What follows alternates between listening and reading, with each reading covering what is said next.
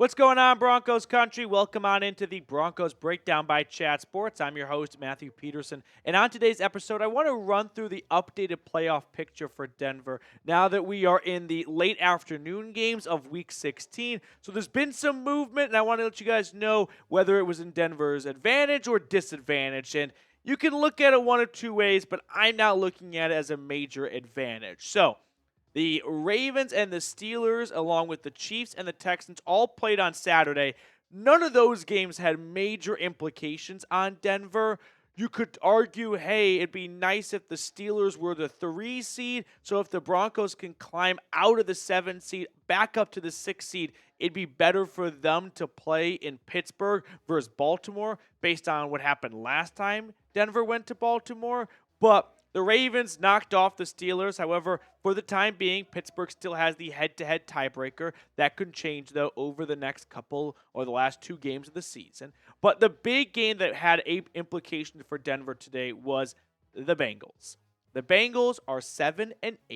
They beat the Browns 24-6, and they are going to play the Broncos in Cincinnati this upcoming Saturday, 6 days from now. If the Bengals beat the Broncos, they then improve to 8-8. The Broncos then will be, what's that? 9-7? Yeah. And so at 9-7, if the Broncos then lose in week 18 to the Chiefs and the Bengals win in week 18 on the road against the Steelers, Cincinnati will jump in front of Denver because they will have the head-to-head tiebreaker. Now, the good news for Denver is they have 2 pretty simplistic paths to clinching a playoff spot over the next 2 weeks. 1, win and you're in. Denver clinches with 10 wins. So they control their own destiny in both of the final 2 games at home against on the road against Cincinnati, and then at home against the Kansas City Chiefs. Another easier path for them clinching is everyone behind them just start losing. Look at the playoff picture one more time here for a second, because they already have the head-to-head tiebreaker over the Indianapolis Colts, but there is a slim path for the Colts to get in. That path is if 3 teams have the same record, let's say the Broncos, Colts, and Bengals, all finish 9-8. The first tiebreaker is not head-to-head. It's AFC record. And in that situation, it would be Indianapolis getting in. Now, the Colts and the Bengals and the Dolphins, who are barely hanging on, are also rooting for the Chargers to lose here since they're also 9-6.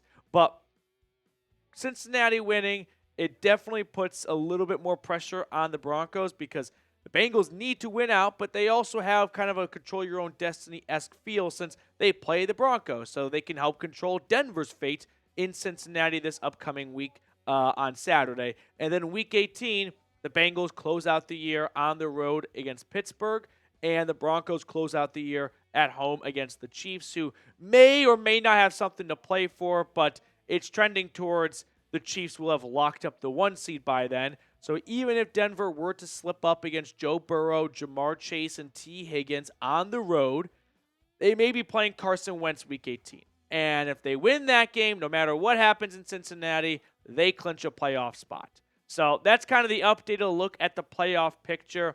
I wouldn't say things went super duper well today for Denver when they were scoreboard watching, because the Bengals are the team that I fear the most in terms of someone that could go undefeated. Like the Colts, for example, they did just beat the Titans at home, but the Titans come back in that game. They closed the year at New York against the Giants. The Giants suck. And then on the road against the Jags, that's their Achilles heel. They cannot beat the Jags to save their life. So maybe that's a slip up for Indianapolis. Meanwhile, the Dolphins, they are currently trailing the 49ers 7-6. If Miami loses, they're out. They then play on the road against Cleveland and New York against the Jets, 2 cold weather cities. We know how poorly the Dolphins travel north, especially this time of the year. So I wouldn't be surprised if they slip up one of these 3 games right here, since they're trailing right now to the 49ers anyway. And then you've got the Bengals, who we just talked about. They play the Broncos, and then they close out the year against Pittsburgh. And then the Chargers, who unfortunately now have the head-to-head tiebreaker. So if Denver wants to get in front of them, they need them to lose out, and Denver wins out. And the Chargers play, get this, the Patriots on the road. Sure, cross-country trip, but still, Patriots suck. And Raiders, who are arguably worse than the Giants, and that's really saying a lot right now. So not an ideal outcome with the Bengals staying alive, because they seem like a team that you don't want to bet against, because I'll be somewhat terrified if the Broncos lose Week 17, go into Week 18 with so much pressure of you're really about to drop this. You are one win away in your last 3 games, and you dropped all 3, and the Bengals went 3-0, and they got a playoff spot. Or if the Bengals and Colts go 3-0 in the last 3 weeks, and it's a 3-way tie at 9-8, and then Indianapolis is in over Denver and Cincinnati because of their record in the AFC or whatever the first tiebreaker is. So that's the updated look at the playoff picture. I want to talk a little bit about the Thursday night game in just a second, but first a quick shout out to our friends over at Prize Picks. Prize Picks is the best place to get real money sports action. With over 10 million members and billions of dollars in awarded winnings, Prize Picks has made daily fantasy sports accessible to all. The way it works is you just pick more or less on at least 2 players for a shot to win up to 1,000 times your cash during Pickmas. Run your game all season long on Prize Picks. Prize Picks now offers Venmo, by the way, for quick and easy deposits and withdrawals into your account this season. So download the app today and use code CLNS to get $50 instantly after you play your first $5 lineup. All of that information is in the comments and description of today's video. Download the app today and use code CLNS to get $50 instantly after you play your first $5 lineup. I put all that information in the comments and description of today's video. Prize Picks. Run your game. So let's talk a little bit about Thursday night now that we've kind of separated from it and we've really been able to sleep on it and digest this game, because blowing an 11-point lead when you can clinch a playoff spot is honestly ammunition for nightmare fuel. If Denver drops Cincinnati and Kansas City, 2 games that they are going to be underdogs in, I'm guessing they're not going to be favored on the road against the Bengals. And depending on if the Chiefs have anything to play for, I doubt they're favored over the Chiefs. And I know we're all looking for one person to point the finger to, and we don't really want to relive this too much, but Denver has to do some major not just soul searching, but some major takeaways. Like, this is not the game to kind of like burn the tape. They won because of a quirky free kick. No, they didn't. Sure, it was a bizarre ruling, like a rare, use of the rule, but Broncos got the ball to start the second half and marched down the field and kicked a field goal, and they pushed the lead right back to 11. So I know everyone wants to look at like the free kick and that's going to ruin Denver's season. I think it was the defense. Twice in the month of December, they have given up 30-plus points. The Browns game and the Chargers game.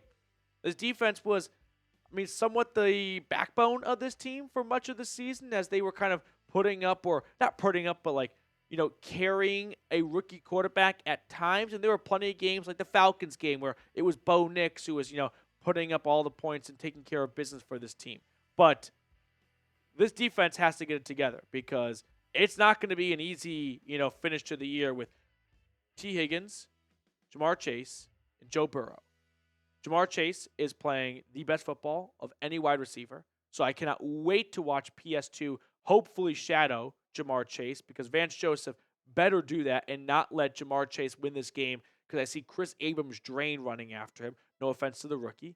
And then closing out the year against a Chiefs team that offensively has improved drastically. They got Hollywood Brown back from injury, so the Chiefs are starting to kind of get hot on offense, when it was the defense that was really carrying it for the first couple of weeks of the season. So Week 16, loss already to the Chargers, and then Bengals on Saturday. Hopefully that 3-day rest advantage can really pay off for Denver as they kind of do a little bit of a cross-country trip, and then close the year against the Chiefs, who may or may not have something to play for. One more look at the playoff picture before I let you guys go.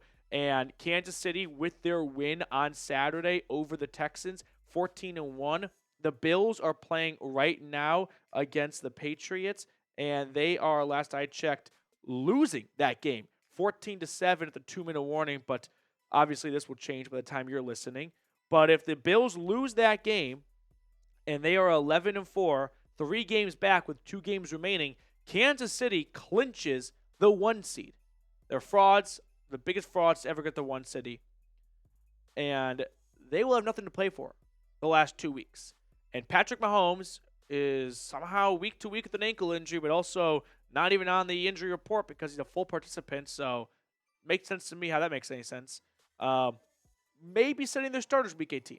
And even if week 17 does not go well for Denver and Cincinnati, they might be playing all the Chiefs' backups. And a Broncos game at home, playoff spot on the line, and you're playing second stringers, that could be just what the doctor ordered to get Denver back in the postseason for the first time since 2015 and end the second longest playoff drought in the NFL, only trailing the New York Jets. All right, that will do it for us on today's show. Appreciate everyone for watching. Hopefully you guys enjoyed, your Saturday more than I did. Not a great trip for me to Columbus, but now I get to just root on Boise State and cheer for chaos because that's all I have to live for at this point. All right, that will do it for us. Enjoy the rest of your Sunday, and I'll catch you all later.